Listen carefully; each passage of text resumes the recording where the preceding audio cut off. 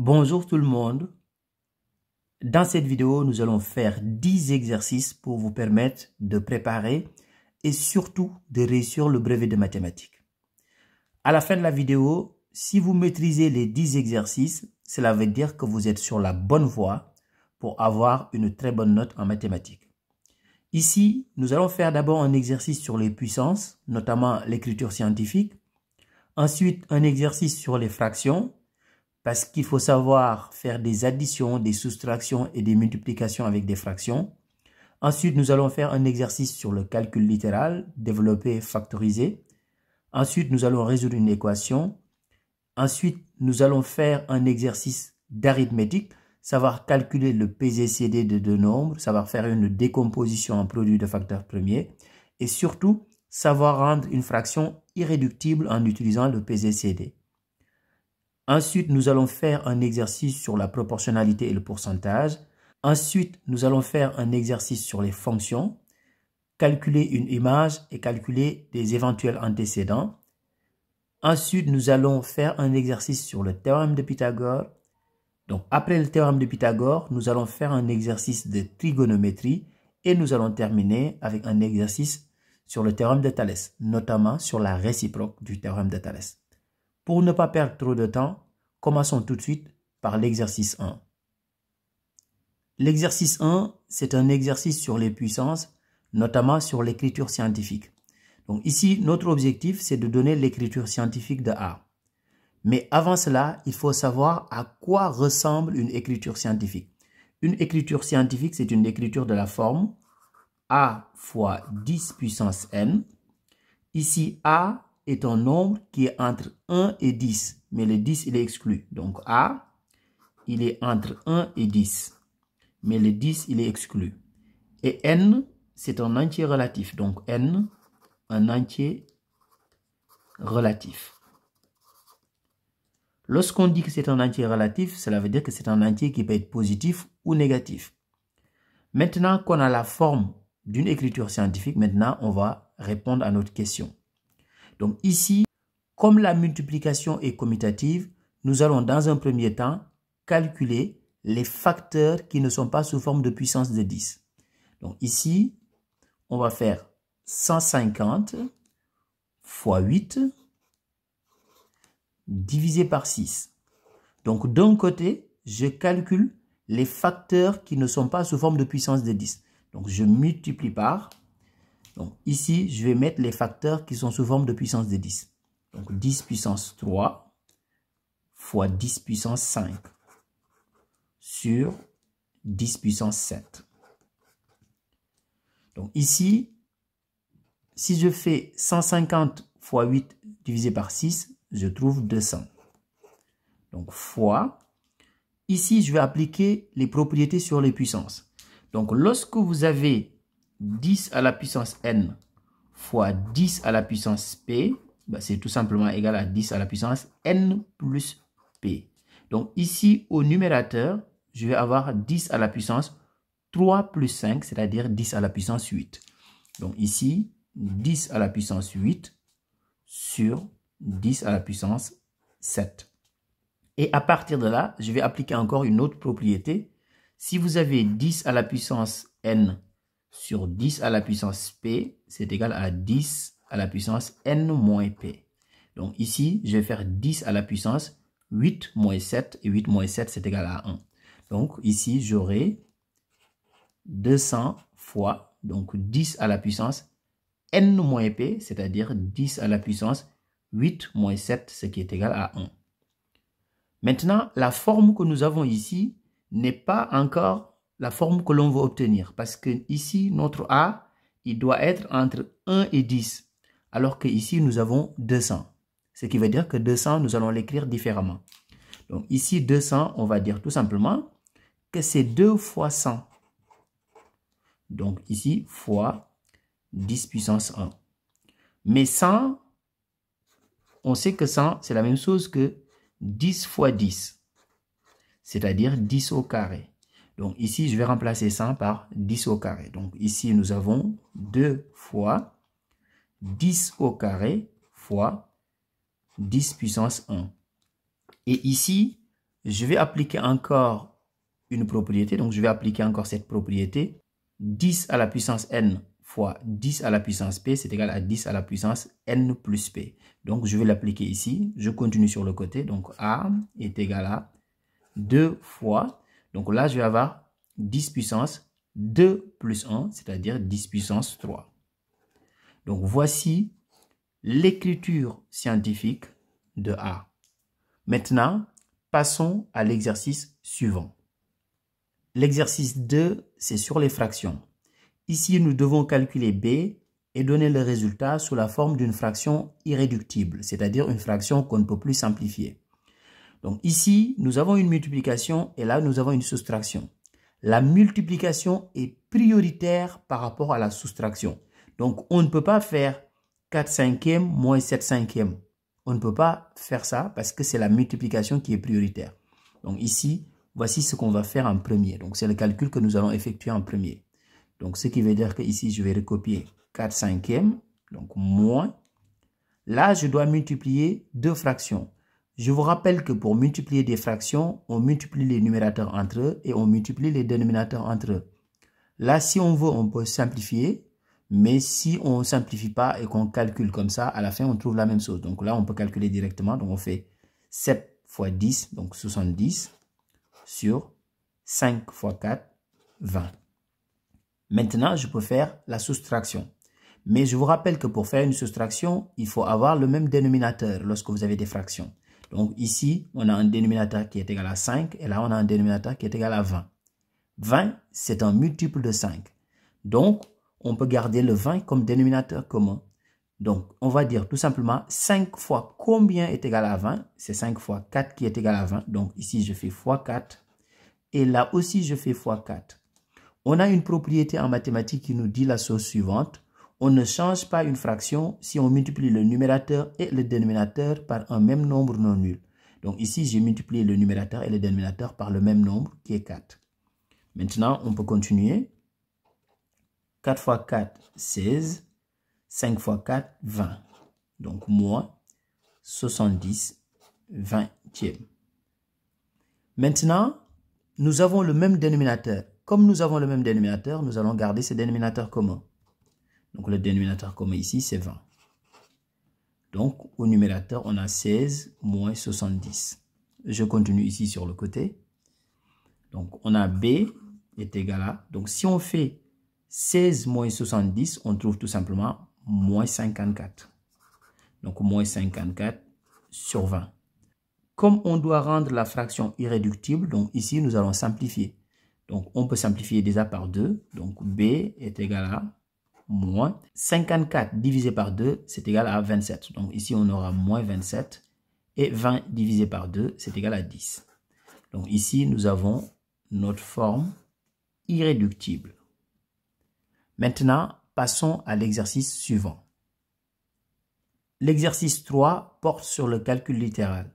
Ici, nous allons développer cette expression, ensuite nous allons la réduire et à la fin, nous allons factoriser. Donc ici, commençons d'abord par le développement. Ici, nous avons une identité remarquable, donc c'est l'identité remarquable de la forme A moins B, le tout au carré. Donc c'est l'identité remarquable de la forme A moins B, le tout au carré, qui est égal à A au carré moins 2AB plus B au carré. Donc ici, dans notre exemple, A est égal à 2X et B est égal à 3. Donc, on va l'appliquer ici. Donc, A au carré, c'est 2X au carré, ce qui est égal à 4X au carré. Ensuite, moins 2AB, c'est moins 2 fois A fois B, c'est-à-dire moins 2 fois 2X. Donc, ça fait moins 4X fois 3, moins 12X. Donc, moins 12X plus B au carré, c'est égal à 3 au carré, c'est-à-dire plus 9. Donc, plus. Ici, je vais faire la double distributivité. Donc, je vais faire 2x fois x, donc ça fait 2x carré. Ensuite, 2x fois 8, donc plus 16x. Après, je vais faire moins 3 fois x, donc moins 3x. moins 3 fois 8, moins 24. Alors maintenant, nous allons réduire. Donc ici, nous avons deux termes en x carré. Donc 4x carré plus 2x carré, ce qui est égal à 6x carré. Moins 12x plus 16x, ça fait 4x. 4x moins 3x, ça fait 1x. Mais 1x, c'est la même chose que x, donc plus x. Ensuite, nous avons 9 moins 24. Et 9 moins 24, c'est égal à moins 15. Alors là, nous avons développé l'expression C. Maintenant, nous allons passer à la factorisation. Donc ici, nous avons la première question. Maintenant, passons à la factorisation, la deuxième question. 2x moins 3, le tout au carré, nous allons l'écrire différemment. Parce qu'un nombre au carré, c'est le nombre fois lui-même. Donc ici, on a C qui est égal à 2x moins 3. Donc, facteur de 2x moins 3. Donc ici, 2x moins 3, le tout au carré, je l'ai écrit sous cette forme. 2x moins 3, facteur de 2x moins 3. Donc, plus 2x moins 3, facteur de x plus 8. Donc ici, nous allons factoriser. Donc nous avons un facteur commun. Donc le facteur commun, c'est 2x moins 3. Donc ici, nous allons le mettre en facteur. Donc nous allons mettre 2x moins 3 en facteur. Et on ouvre une grande parenthèse. Et là, on aura 2x moins 3 ici, plus x plus 8. X plus 8. Maintenant, nous allons réduire dans la deuxième parenthèse. Donc ici, on a 2x moins 3, facteur 2. Donc là, si on réduit, on a 2x plus x, donc ça fait 3x. Moins 3 plus 8, c'est égal à plus 5. Donc voici l'expression factorisée. Maintenant, passons à l'exercice suivant. Ici, nous allons résoudre cette équation. Donc pour résoudre cette équation, nous allons mettre tous les termes en x dans le premier membre et tous les termes qui n'ont pas de x dans le second membre. Donc ici, on va avoir 3x. 7x dans le second membre, je le mets dans le premier membre, ça devient moins 7x. Donc c'est égal à 15. Moins 5 dans le premier membre, je le mets dans le second membre, ça devient plus 5. 3x moins 7x, c'est égal à moins 4x, qui est égal à 15 plus 5, c'est égal à 20. Ce qui veut dire tout simplement que x est égal à 20 sur moins 4. Donc x est égal à moins 5. Maintenant, passons à l'exercice suivant. Dans cet exercice, nous allons calculer le PGCD de ces deux nombres. Ensuite, nous allons rendre cette fraction irréductible. Il y a plusieurs manières pour calculer le PGCD de deux nombres. Mais dans cette vidéo, je vais utiliser la décomposition en produit de facteurs premiers. Donc, nous allons commencer d'abord par la décomposition en produit de facteurs premiers de 105. Je vous rappelle que pour faire la décomposition en produit de facteurs premiers d'un nombre, vous devez connaître les premiers nombres premiers. Donc ici, je vous rappelle la liste des premiers nombres premiers. Vous avez 2, 3, 5, 7 et 11. Donc ici, nous allons faire d'abord la décomposition en produit de facteurs premiers de 105. Est-ce que 105 est divisible par 2? Non, parce que 105, c'est un nombre impair. Maintenant, on passe au nombre premier suivant. Est-ce que 105 est divisible par 3? Oui, parce que tout simplement, si on fait la somme des trois chiffres, si on fait 1 plus 0 plus 5, on trouve 6. 6 est bien un multiple de 3. Donc, 105 aussi est un multiple de 3. Donc, on peut faire 105 divisé par 3. Et 105 divisé par 3, c'est égal à 35. Est-ce que 35 est encore divisible par 3? Non, parce que si on fait la somme des deux chiffres, donc on fait 3 plus 5, c'est égal à 8. 8 n'est pas un multiple de 3. Maintenant, on passe au nombre premier suivant. 35, est-ce qu'il est divisible par 5? Oui, parce que 35 se termine par un 5. Donc, on divise par 5. Et 35 divisé par 5, c'est égal à 7. Mais comme 7 est un nombre premier, on le divise par lui-même directement. Donc on fait 7 divisé par 7 et on trouve 1. Et dès qu'on trouve 1 ici, cela veut dire que la décomposition est terminée. Qu'est-ce que cela veut dire? Cela veut dire que 105, c'est égal à 3 fois 5 fois 7. Donc 105, c'est égal à 3 fois 5 fois 7. Maintenant, faisons la même chose avec 175. Donc ici, on fait 175. 175, est-ce qu'il est divisible par 2? Non, parce que 175, c'est un nombre impair. Est-ce qu'il est divisible par 3? Donc, on fait la somme des chiffres. Donc, on fait 1 plus 7 plus 5, c'est égal à 13. 13 n'est pas un multiple de 3. Maintenant, on passe au nombre premier suivant. Est-ce que 175 est divisible par 5? Oui, parce que 175 se termine par un 5. Donc, on peut diviser par 5. 175 divisé par 5, c'est égal à 35. Donc ici, nous avions 35. Donc ça veut dire que ça va se terminer de la même manière. Donc 35, on le divise par 5. Et 35 divisé par 5, c'est égal à 7. Et comme 7 est un nombre premier, on le divise par lui-même. Et ici, on trouve 1. Et dès qu'on trouve 1, c'est terminé. Ce qui veut dire tout simplement que 175 est égal à 5 fois 5 fois 7. 5 fois 5 fois 7. Alors, maintenant que nous avons les décompositions en produits de facteurs premiers des deux nombres, on peut calculer facilement le PZCD des deux nombres. Donc, le PZCD de 105 et 175. Donc, ici, nous allons prendre les facteurs premiers qu'ils ont en commun. Ici, il y a un 3, mais là, il n'y a pas de 3. Donc, je ne prends pas le 3. Ici, il y a un 5. Là, il y a un 5. Ici, il y a un deuxième 5. Mais ici, il n'y a pas un deuxième 5, donc je ne prends pas ce 5. Ici, il y a un 7. Là aussi, il y a un 7. Donc, je peux prendre le 7. Maintenant, le PZCD, c'est tout simplement 5 fois 7, c'est-à-dire les facteurs premiers qu'ils ont en commun. Donc, 5 fois 7. Et 5 fois 7, ben, c'est tout simplement égal à 35. Donc, ce qui veut dire que le PZCD des deux nombres est tout simplement égal à 35. Maintenant, répondons à la deuxième question ici. On veut rendre cette fraction irréductible. Ça veut dire tout simplement qu'on va diviser le numérateur et le dénominateur par le PZCD, tout simplement. Donc ici, on a 105 sur 175. 105, c'est tout simplement égal à 35 fois 3. C'est le 3 qui est resté ici. Donc 35 fois 3. Et 175, c'est égal à 35 fois le 5 qui est resté ici, donc fois 5.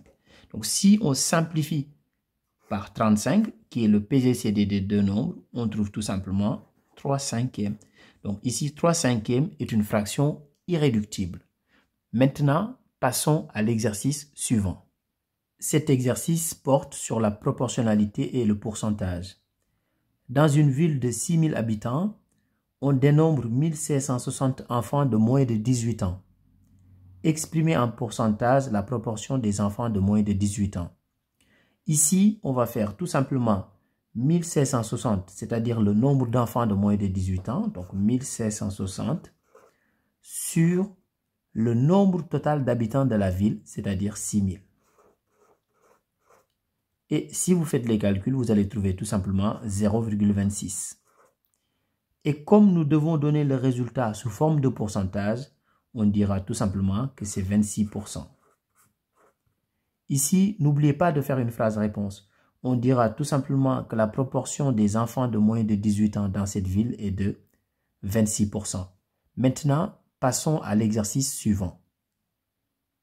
Cet exercice porte sur la notion de fonction. Donc ici, nous avons une fonction. Donc on a f de x est égal à moins 3x plus 7. Au niveau de la première question, nous devons calculer l'image de moins 2 par f. Et au niveau de la deuxième question, nous devons déterminer les éventuels antécédents de 10 par f. Donc, commençons par la première question. Calculer l'image de moins 2 par f, cela revient tout simplement à calculer f de moins 2. Donc ici, on va calculer f de moins 2. Ça veut dire que nous allons remplacer x par moins 2 ici. Donc, on a moins 3 fois x, c'est-à-dire moins 3 fois moins 2. Parce que x, ici, on remplace par moins 2. Donc, 3 fois moins 2, donc plus 7. Moins 3 fois moins 2, c'est égal à 6. Si on multiplie deux nombres négatifs, le résultat est positif. Donc, moins 6 plus 7. Et moins 6 plus 7, c'est tout simplement égal à 13. Donc, f de moins 2, c'est égal à 13. Ici, n'oubliez pas de faire une phrase réponse. On dira tout simplement que l'image de moins 2 par f est tout simplement égale à 13. Donc, l'image de moins 2 par f est 13. Maintenant, ici, nous allons répondre à la deuxième question. Nous devons déterminer les éventuels antécédents de 10 par f. Cela veut dire tout simplement qu'il faut résoudre l'équation f de x est égal à 10. Donc ici, nous devons résoudre l'équation f de x égale 10. Cela veut dire que pour quelle valeur de x, nous allons obtenir f de x est égal à 10. Donc on remplace f de x par cette expression. Donc f de x, c'est moins 3x plus 7. Donc moins 3x plus 7 égale 10. Nous allons maintenant résoudre cette équation. Donc ici, on a moins 3x qui est égal à 10 moins 7. Le plus 7 dans le premier membre, je l'ai mis dans le second membre, ça devient moins 7. Moins 3x est égal à 10 moins 7, c'est-à-dire 3, ce qui veut dire que x est tout simplement égal à 3 sur moins 3. Et 3 sur moins 3, c'est tout simplement égal à moins 1. Donc x égale moins 1. Donc ici, de la même manière, il ne faut pas oublier de faire une phrase réponse. On dira tout simplement que l'antécédent de 10 par f est moins 1. Maintenant, passons à l'exercice suivant. Cet exercice porte sur le théorème de Pythagore. Donc ici, nous avons ABC qui est un triangle rectangle en A, tel que AB égale 6 cm et AC égale 8 cm. Donc ici, nous allons appliquer le théorème de Pythagore pour montrer que BC est égal à 10 cm. Donc ici, il faut préciser que le triangle est rectangle. Donc ça, il faut marquer ça sur votre copie au brevet. Donc ABC est rectangle en A d'après le théorème de Pythagore. Donc d'après le théorème de Pythagore, deux points. Donc ici, BC au carré, c'est-à-dire l'hypoténuse au carré, donc BC au carré est égal à AB au carré plus AC au carré. Donc ici, AB au carré, c'est égal à 6 au carré plus AC au carré, c'est égal à 8 au carré. Donc 6 au carré, c'est égal à 36, donc plus 8 au carré, 64. Donc ici, on a BC au carré est égal à 100. Comme BC au carré est égal à 100, ça veut dire tout simplement que BC est égal à racine carrée de 100. Donc je continue ici sur le côté. BC est tout simplement égal à 10 cm. Donc ici, n'oubliez pas de faire une phrase réponse. On dira tout simplement que d'après le théorème de Pythagore, BC est égal à 10 cm. Maintenant, passons à l'exercice suivant. L'exercice suivant porte sur la trigonométrie. Ici, nous avons ABC qui est un triangle rectangle en A, tel que AC égale 3 cm et BC est égal à 6 cm. Maintenant, notre objectif, c'est de calculer la mesure de l'angle C ici. Ici, nous allons tout simplement regarder les deux côtés que nous connaissons. Ici, on connaît le côté AC et on connaît le côté BC. Donc, que représente le côté AC par rapport à l'angle C? Donc, le côté AC, c'est le côté adjacent. Et ici, BC, c'est l'hypoténuse. Nous connaissons le côté AC et l'hypoténuse. Cela veut dire tout simplement que nous allons utiliser le cosinus. Donc ici, on va dire tout simplement que le cosinus de l'angle C, c'est son côté adjacent sur l'hypoténuse. Donc ici, le côté adjacent, c'est le côté AC. Donc AC sur l'hypoténuse BC. Donc ici, AC est égal à 3 et BC est égal à 6. Donc si on simplifie la fraction, on trouve 1 demi, ce qui est tout simplement égal à 0,5. Donc nous avons cosinus de l'angle C égale 0,5, mais nous ce qu'on veut, ce n'est pas le cosinus, c'est l'angle qu'on veut calculer. Donc dans ce cas, on dira tout simplement que cos moins 1 de 0,5, ce sera la valeur de l'angle. Donc ici, la mesure de l'angle, c'est tout simplement égal à 60 degrés. Donc vous utilisez votre calculatrice, vous faites cos moins 1 de 0,5 et vous trouvez 60 degrés. Pour d'autres personnes, sur la calculatrice, ce sera arc cos. Donc vous faites arc cos de 0,5 et vous obtenez aussi 60 degrés.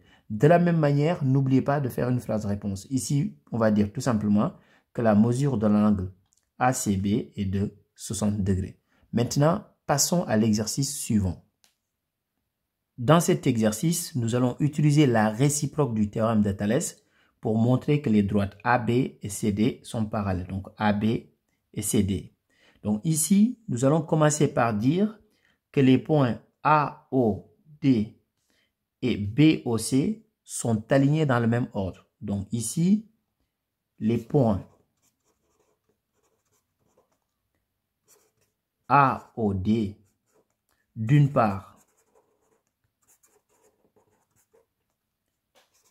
et les points BOC, d'autre part,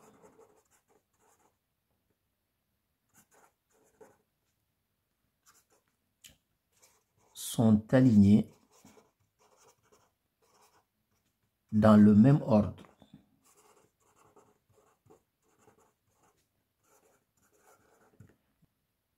Cette phrase, vous devez l'écrire sur votre copie parce que lorsqu'on corrige, ces phrases sont notées. Donc, n'oubliez pas de dire que les points sont alignés dans le même ordre avant de faire des calculs.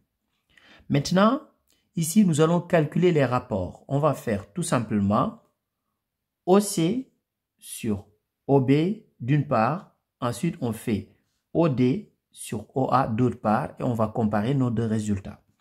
Donc ici, on va faire OC sur OB, donc 5 sur 2, ce qui est égal à 2,5. Et d'autre part, on va faire tout simplement OD sur OA. Donc OD sur OA. 6,5 sur 2,6. Et si on fait les calculs, on trouve aussi 2,5. Ici, qu'est-ce qu'on constate? On constate que les deux rapports sont égaux. Ce qui veut dire que d'après la réciproque du théorème de Thalès, les droites AB et CD sont parallèles. Mais ça, il faut l'écrire. Donc ici, on continue ici. Donc on constate que OC sur OB est égal à OD sur OA. C'est-à-dire les deux rapports qu'on vient de calculer. D'après la réciproque du théorème de Thalès, donc d'après la réciproque du théorème de Thalès, les droites